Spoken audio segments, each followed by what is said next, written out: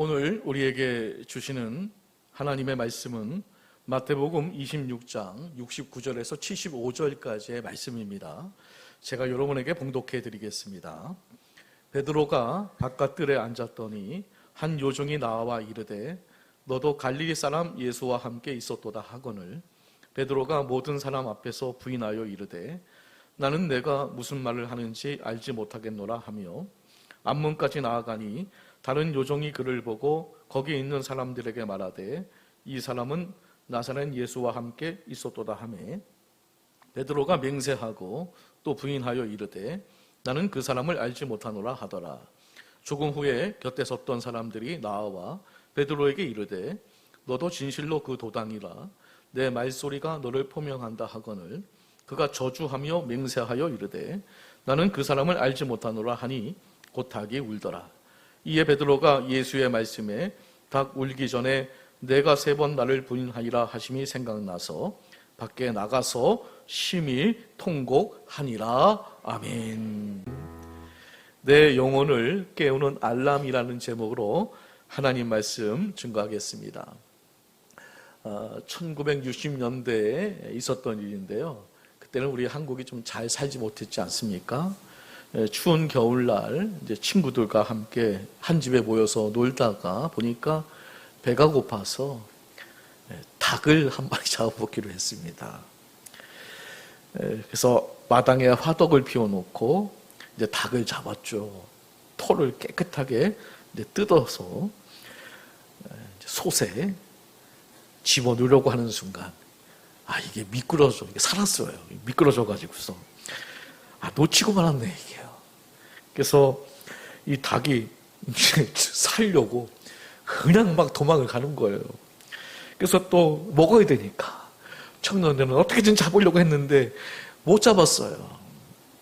근데 또 때는 겨울, 눈이 많이 내린 날이었대요. 눈 속으로 발가벗고 도망을 갔는데 이거 못 찾은 거예요. 근데 그 청년 하나가 이렇게 말합니다. 지가 도망을 가기는 갔지만 좀 추울걸? 뭐 그랬대요. 여러분, 베드로 하면 어떤 동물이 생각나십니까? 닭이 생각이 나시죠? 맞습니다. 베드로 하면 역시 닭입니다. 닭과 관련된 유머가 많이 있는데요. 제일 빠른 닭은 후다닥, 성질 급해 죽는 닭은 꼴까닭, 정신줄 놓고 죽는 닭은 헷가닥, 예전에 좀 날리던 닭은 한가닥, 집안 망쳐먹은 닭은 쫄딱. 오늘 본문은 베드로가 예수님을 3번 부인한 사건인데요. 근데 불과 이 예수님을 부인한 이 사건 전 얼마 되지 않았습니다. 하루가 가지 않았는데요. 예수님께 베드로가 말하기를 예수님, 저는 예수님을 부인하지 않겠습니다. 생명을 내가 정말 던져서라도 절대로 그런 일은 일어나지 않습니다. 그러니까 호언장담했거든요. 자, 마태복음 26장 33절부터 35절까지 함께 읽어보겠습니다. 자, 시작. 베드로가 대답하여 이르되 모두 주를 버릴지라도 나는 결코 버리지 않겠나이다. 예수께서 이르시되 내가 진실로 내게 이르노니 오늘 밤 닭 울기 전에 내가 3번 나를 부인하리라. 베드로가 이르되 내가 주와 함께 죽을지언정 주를 부인하지 않겠나이다 하고 모든 제자도 그와 같이 말하니라. 아멘. 베드로가 대단한 사람입니다. 그의 어떤 열정 그리고 그의 어떤 그 의지력, 이거 정말 대단했거든요. 실질적으로 예수님을 잡으러 온 그 종들의 귀를 벨 정도로 굉장히 그 마음적으로도 강한 사람이었습니다. 근데 이 열정을 좀 자세히 보게 되면 이 열정은 자기의로 가득 찬 열정이었습니다. 모두가 주를 버릴지라도 나는 결코 버리지 않겠습니다. 주와 함께 죽을지언정 주를 부인하지 않겠습니다. 이런 고백은 사실 교만이 섞여 있는 그런 고백이었습니다. 모두가 주를 버릴지라도 나는 다르다는 것이죠. 그래서 그의 그 어떤 이 고백은 내 열심만으로 주를 섬길 수 있다는 확신이었거든요. 그러니까 베드로의 지금 이때의 이 열정의 중심에는 하나님이 없었던 겁니다. 오로지 나의 열정이었습니다. 그런데 이런 인간 스스로의 이 열정이 얼마나 이 나약한 것인지를 우리는 오늘 이 본문을 통해서 알 수가 있는 건데요. 이 열정의 사람, 이 베드로의 이 고백이 있은 후에 곧바로 예수님께서 산헤드린 공회에 이제 붙잡혀 가지 않습니까? 베드로가 이제 멀찍이 따라가게 되는데 이때 예수님의 말씀대로 예수님을 3번이나 부인합니다. 이게 불과 뭐 하루가 지난 것도 아니고 몇 시간 전의 일입니다. 자기 의의는 상황이 좋을 때는 용기처럼 보입니다. 얼마나 멋있는 말입니까? 그러나 참 연약하게도 이 생명의 위협 앞에서는 순식간에 무너지는 게 인간의 의지, 인간의 열정이라는 걸 우리가 알 수가 있습니다. 베드로는 처음에는 시치미를 뗐고, 두 번째는 맹세까지 하며 부인을 했고, 세 번째는 저주까지 하면서 부인을 했습니다. 근데 여러분, 그때 어떤 소리가 들려집니다. 그게 무슨 소리였을까요? 꼬꼬댁하는 다구르는 소리였는데요. 어떤 핸드폰 보니까 꼬꼬댁 이렇게 하더라고요. 그게 막 울린 거예요. 뭐 지금은 이제 스마트폰이라는 게 있고 또 뭐 스마트폰이 없을 때는 알람 시계가 있어서 맞춰놓고 자면 새벽을 깨울 수 있지 않습니까? 근데 과거에는 뭐 스마트폰도 없었고 시계도 없었잖아요. 그래서 그 역할을 닭이 한 거예요. 그래서 새벽을 깨우는 닭 우는 소리, 새벽잠에서 깨어나는 그런 소리였거든요. 근데 이 아침을 알리는 이 알람 소리가 베드로의 그 육신의 잠을 깨운 게 아니라 베드로의 양심을 깨우고 베드로의 그 영혼을 깨운 겁니다. 베드로는 이 소리를 듣고 그 잠자던 그 영혼이 이제 깨어나게 되는 거죠. 영혼을 깨우는 알람 소리였다는 겁니다. 그렇습니다.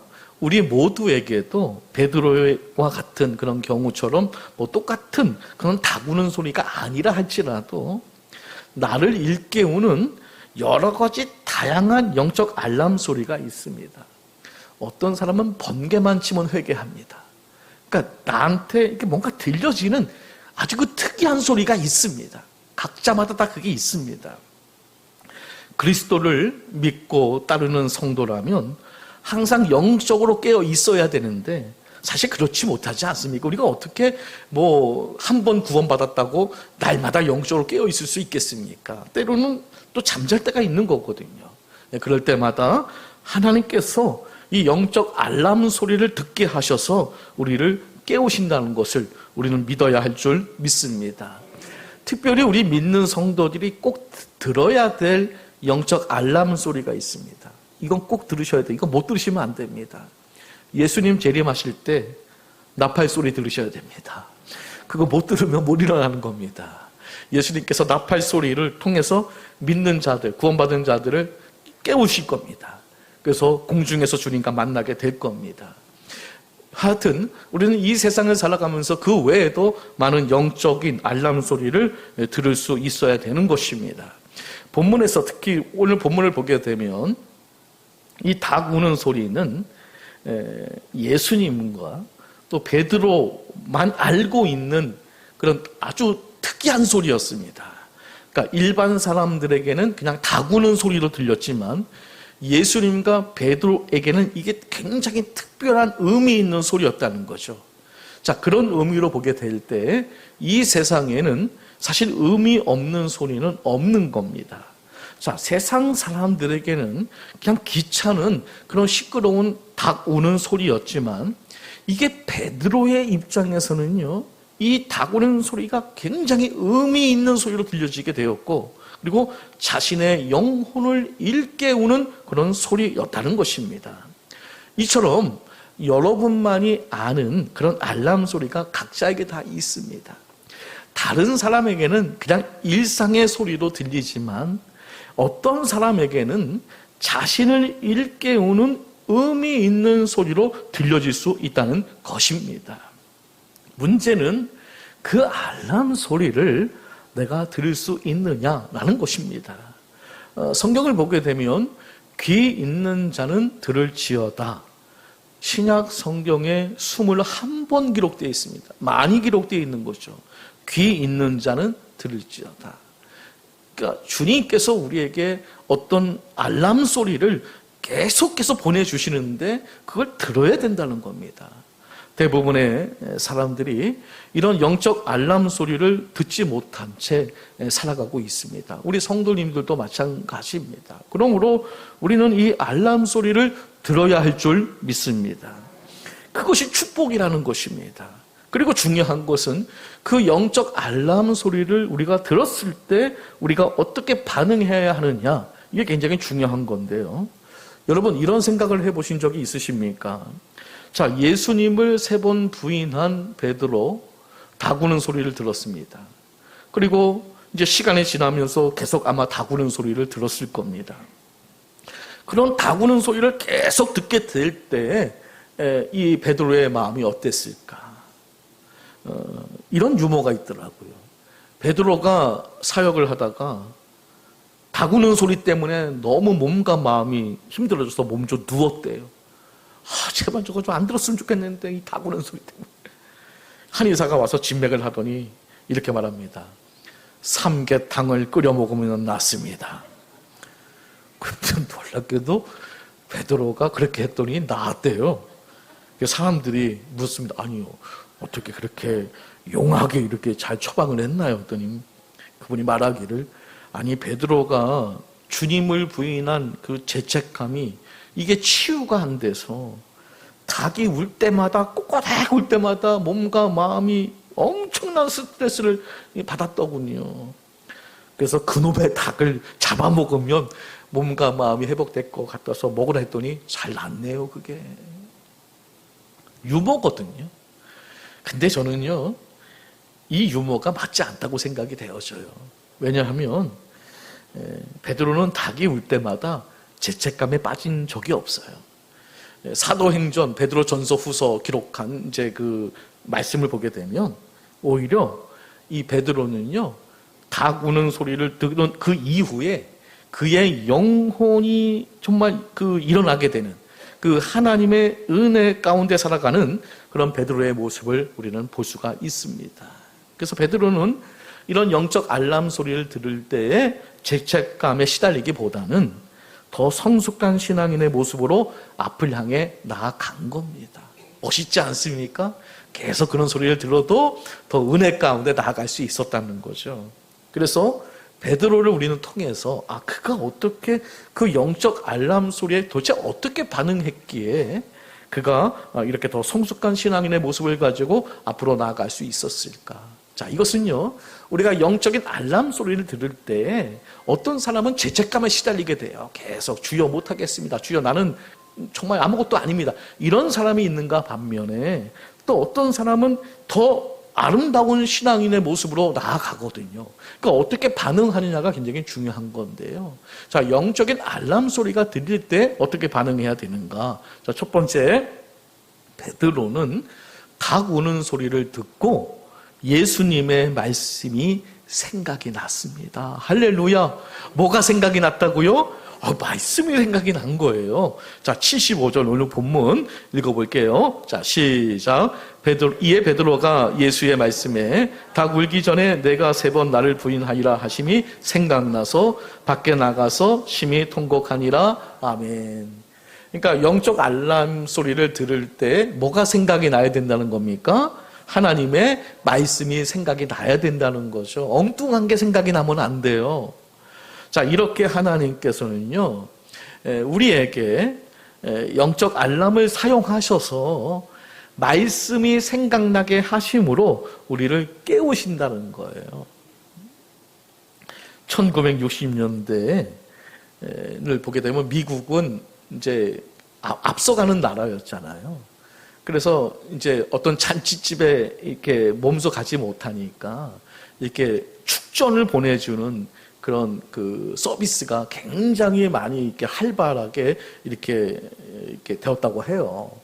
그래서 미국의 어떤 교회 형제자매가 결혼을 했는데 그 성도님이 너무 바빠서 결혼식에 참석을 못하게 된 거예요. 그래서 축전을 보내고 싶은데 또 목사님이 하신 그 요한일서 4장 18절 말씀이 딱 이제 떠오른 거죠. 사랑 안에 두려움이 없고 온전한 사랑이 두려움을 내어 쫓나니. 이 말씀을 이제 보내주고 싶은 거예요. 그래서 이제 전보를 치는데 실수로 요한일서 4장 18절을 보내야 되는데 요한복음 4장 18절을 보내고 만 거예요. 근데 그 내용이 뭐냐면 내가 남편 5이 있었으나 지금 있는 자는 내 남편이 아니니 내 말이 참되도다. 여러분, 말씀이 생각나는 게 굉장히 중요한 겁니다. 여러분의 실패, 좌절, 실족하더라도 뭐가 생각나면요? 말씀이 생각나면 극복할 수가 있는 겁니다. 베드로는요, 주님의 면전에서 주님을 3번씩이나 공개적으로 그것도 저주하면서 부인을 했거든요. 수제자인데 이런 배반도 정말 없을 정도로 큰 배반이거든요. 엄청난 잘못을 저지르고 실패를 경험한 사람입니다.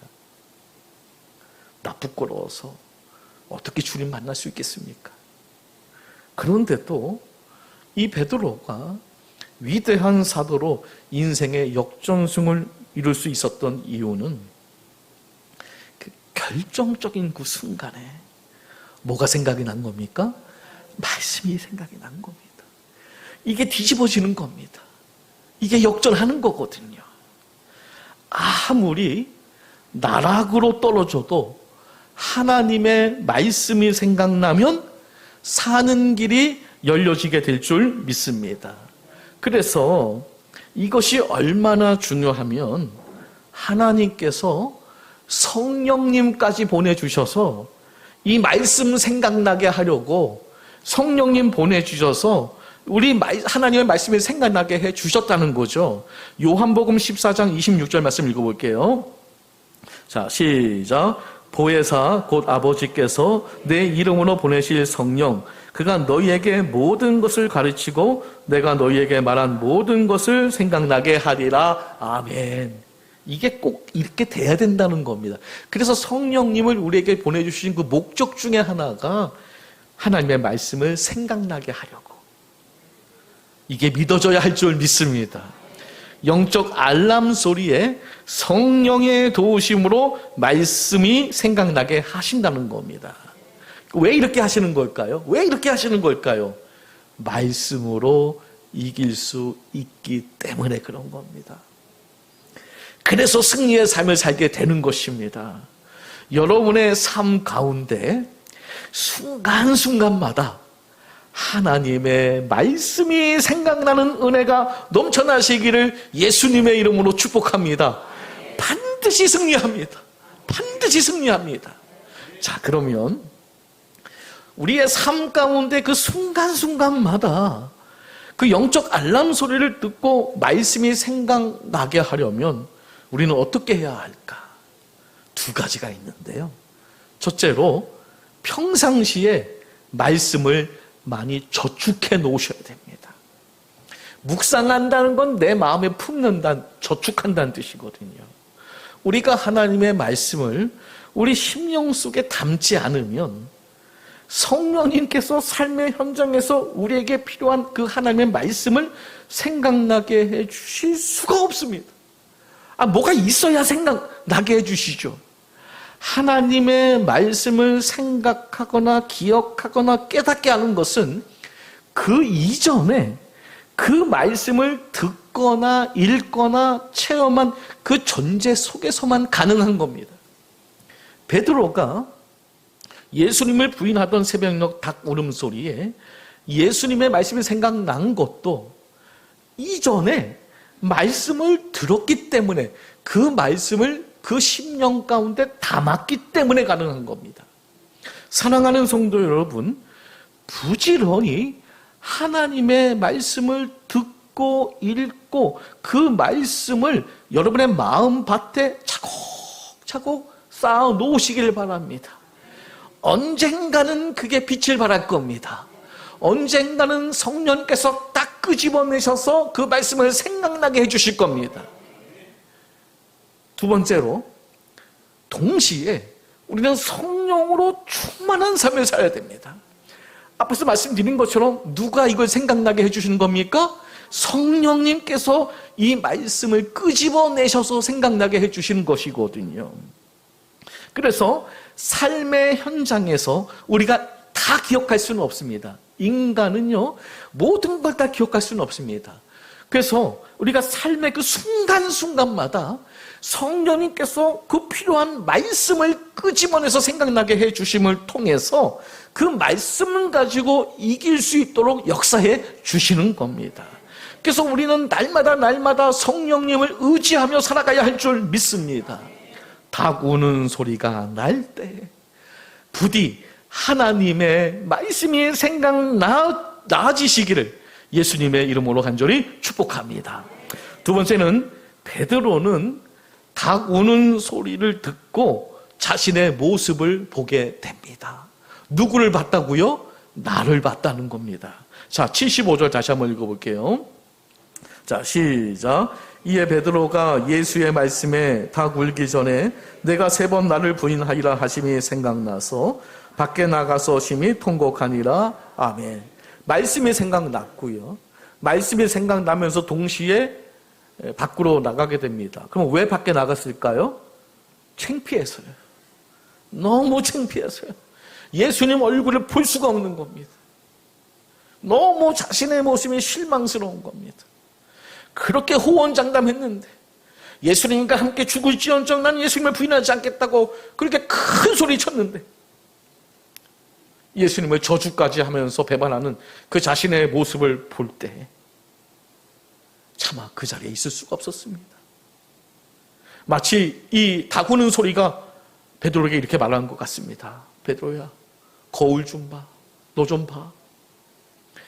한국 그 교파 중에 우리 한국의 교파 하면 장로교, 침례교, 감리교, 또 성결교, 또 순복음 계통 이렇게 또 있는데, 이 나사렛 성결교단도 있습니다.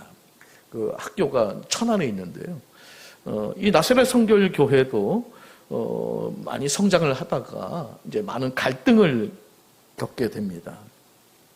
그래서 이 갈등을 해결하기 위해서 1971년 8월 달에 이제 교역자와 선교사들이 한 자리에 이제 모이게 되는데, 분위기가 굉장히 살벌했다고 해요.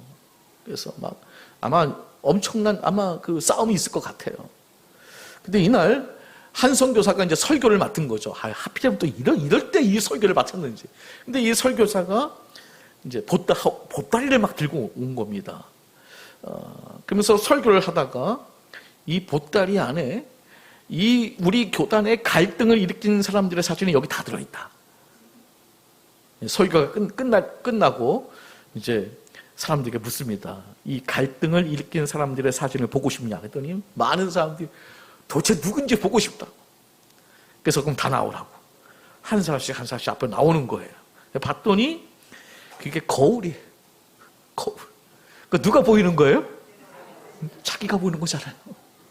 바로 너다. 그런데 놀랍게도요, 회개의 역사가 일어난 거예요. 내가 잘못한 거구나. 거기서 자기의 모습을 봤다는 거예요. 그러면서 치유가 되고 회복이 되는 놀라운 역사가 일어나게 됐다는 거죠. 자, 닭 우는 소리가 들릴 때 누구를 봐야 되는 겁니까? 나를 봐야 되는 겁니다. 그 거울 보라는 뜻이에요. 닭 우는 소리, 너 거울 좀 봐라, 이런 뜻이거든요. 이렇게 자기 자신을 보게 하는 닭 우는 소리가 있어야 되는 겁니다. 아마 베드로는 일생에 닭 우는 소리가 들릴 때마다 이 사건을 생각하면서 자기 자신을 봤을 겁니다. 그러면서 자신의 잘못된 신앙의 모습을 교정해 나갔을 겁니다. 그렇습니다. 자기 자신을 보게 하는 그 무엇이 있어야 되는 겁니다. 자, 그러면 나 자신을 보게 하는 그 무엇이 어떤 것이 있을까요? 아마 여러 가지가 있을 겁니다.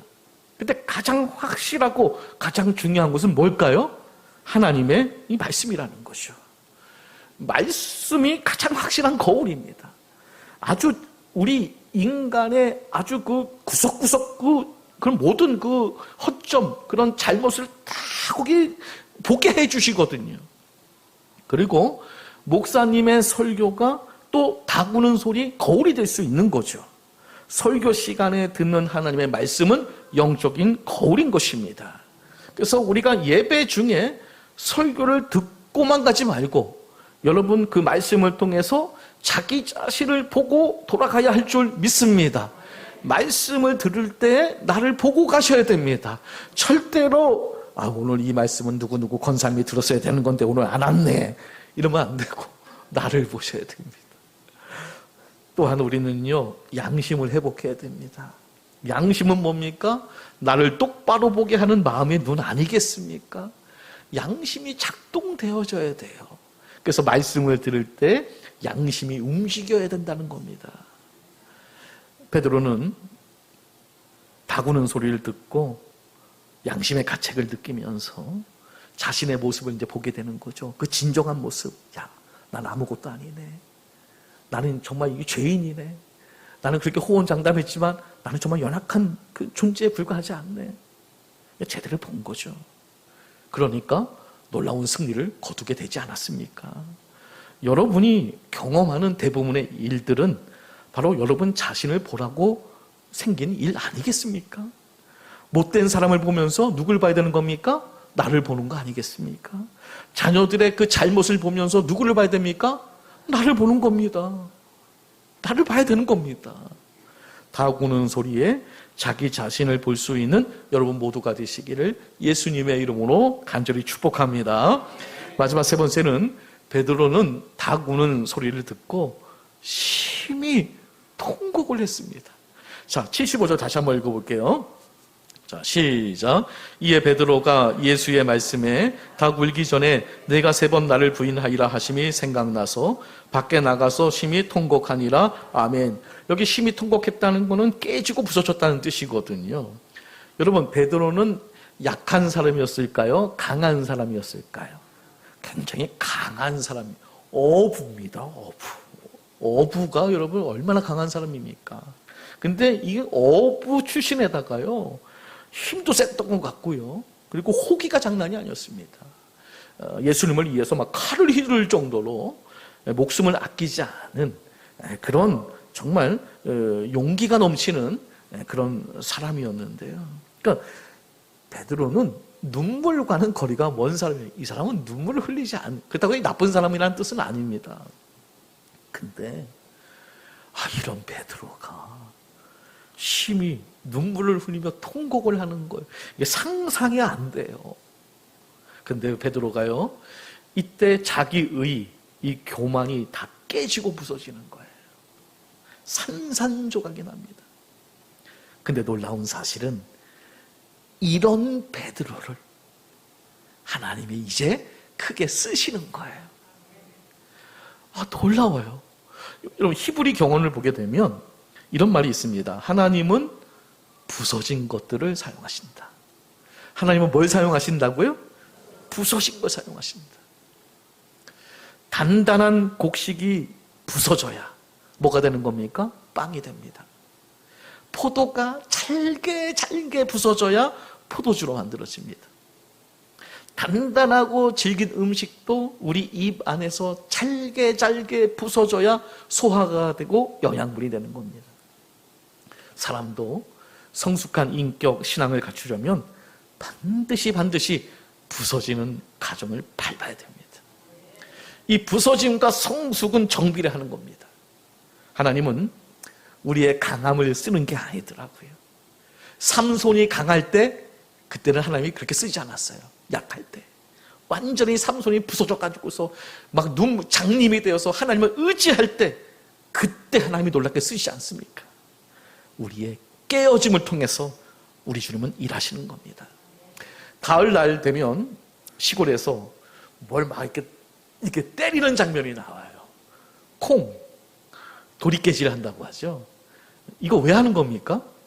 껍데기 벗겨내려고요. 때리는 거거든요. 사정없이 때립니다. 사정없이요. 이게 뭐 아프라고 때리는 게 아니라요. 또 이게 뭐 콩을 뭐 그냥 농사 안 됐으니까 콩을 그냥 뭐 버리려고 때리는 게 아니라 이 껍데기를 벗겨내는 것이 목적이거든요. 닭 우는 소리는 베드로에게 있어서 일종의 농부이신 하나님의 도리깨질입니다. 이 도리깨질의 목적이 뭡니까? 베드로 너 아프라고 때리는 게 아니에요. 제발 너 감싸고 있는 그 껍데기, 그 쓸모없는 껍데기를 부서지라고, 그거 벗겨지라고 때리는 겁니다. 베드로는 감싸고 있는 그 껍데기를 부서뜨려야 했습니다. 그럼 뭐가 나와요? 그걸 부서뜨리면 뭐가 나옵니까? 알곡이 나오는 거예요. 병아리가 알에서 나오려면 뭘 깨야 될까요? 알 껍질을 깨야 되거든요. 이거 못 깨면 어떻게 되는 겁니까? 죽습니다. 깨야 됩니다.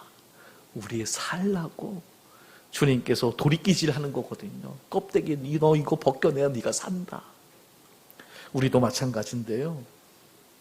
나를 감싸고 있는 쓸모없는 껍데기들이 많이 있잖아요. 이거 부서뜨려야 되거든요. 근데 어찌하여 우리는 그 껍데기에 너무 연연을 해서 그 껍데기를 붙잡고 있는 거죠. 깨지지 말아라, 깨지지 말아라. 오늘 베드로는 닭 우는 소리에 그 쓸모없는 자존감, 욕망, 육신의 그 자신감, 그 껍데기를 다 부서뜨립니다. 다 부서뜨립니다. 그리고 베드로가 이제 알에서 깨어난 병아리처럼 이제 더욱더 성숙해져 가는 것입니다. 기억하십시오. 베드로가 밖으로 나가 심히 통곡했던 그 순간은 인생의 끝 지점이 아니었습니다. 세상 사람들은 이거 저 베드로 끝났네. 예수님을 부인하고 막 심히 통곡하는 모습을 보면서 쟤는 이제 끝난 거야. 근데 그게 아니라 하나님이 일하시기 시작하는 출발점이었습니다. 할렐루야. 그게 그 출발점이었습니다. 하나님은 강한 자를 불러 도구로 쓰시는 분이 아닙니다. 절대 그렇지 않습니다. 당신 앞에 깨지고 부서지고 눈물로 무릎 꿇는 자들을 강하게 만들어 가시는 분이십니다. 영적 알람 소리를 듣고 깨지고 부서지시길 바랍니다. 그게 축복의 시작점입니다. 자기의 교만이라는 껍데기가 깨지고 부서짐으로 더욱더 성숙한 신앙인으로 거듭나시기를 예수님의 이름으로 간절히 축복합니다. 말씀을 정리하겠습니다. 오늘 말씀을 이제 준비하면서 그런 생각을 해봤습니다. 만약에 닭 우는 소리가 베드로에게 없었다면 베드로는 어떻게 되었을까? 제가 볼 때 오늘날 우리가 아는 베드로는 없을 겁니다. 분명 닭 우는 소리는 베드로에게 있어서 큰 은혜였습니다. 우리는 흔히 베드로의 그 부인을 실패라고 부르지만 하나님의 관점에서 보면 그건 실패가 아니라 은혜였던 겁니다. 오히려 베드로가 온전한 성령의 사람, 순종의 사람으로 거듭나기 위해 주님이 허락하신 은혜의 시간이었던 겁니다. 이 닭 우는 소리는 베드로가 듣고 싶어하는 소리는 아니었습니다. 왜냐하면 자존심 상하는 소리이고 괴로운 소리였습니다. 그러나 베드로는 이 닭 우는 소리를 듣고 자신을 일깨우게 됩니다. 우리도 닭 우는 소리를 들어야 됩니다. 근데 그 소리가 듣기 싫은 소리라고 그걸 피해서는 안 됩니다. 이 세상에 실패하는 사람들의 특징이 뭔지 아십니까? 듣고 싶어하는 말만 들으려고 합니다. 그래서 실패하는 겁니다. 제가 이제 새벽 예배를 이제 드리잖아요. 그러면 새벽 예배를 드리려면 뭘 맞춰야 됩니까? 알람을 맞춰야 되겠죠. 알람 맞춰야 되겠죠. 근데 제가 새벽에 듣는 그 알람 소리가 좋겠습니까? 그게 어떻겠습니까, 여러분? 육신적으로는 나 너무 피곤한데 조금만 더 잤으면. 근데 그래도 그걸 들어야 됩니까? 안 들어야 됩니까? 그래도 그건 들어야 됩니다. 안 들으면 안 되거든요. 그러면 새벽 예배 못 나가요. 듣기 싫지만 반드시 들어야 됩니다. 영적인 알람 소리 어떨 땐 듣고 싶지 않아요. 하지만 반드시 들어야 되는 겁니다. 다구는 소리, 듣기 싫은 소리지만 반드시 들어야 되는 겁니다. 할렐루야, 들어야 되는 겁니다. 들으시길 주의 이름으로 축복합니다. 어떻게 우리가 반응해야 될까? 주의 말씀이 생각나야 할 줄 믿습니다. 자신을 바라볼 줄 알아야 할 줄 믿습니다. 듣고 깨지고 부서져야 할 줄 믿습니다. 하나님은 지금도 여러분에게 여러 가지 영적 알람 소리를 보내고 계십니다. 오늘 이 설교도 영적 알람 소리일 수도 있는 겁니다.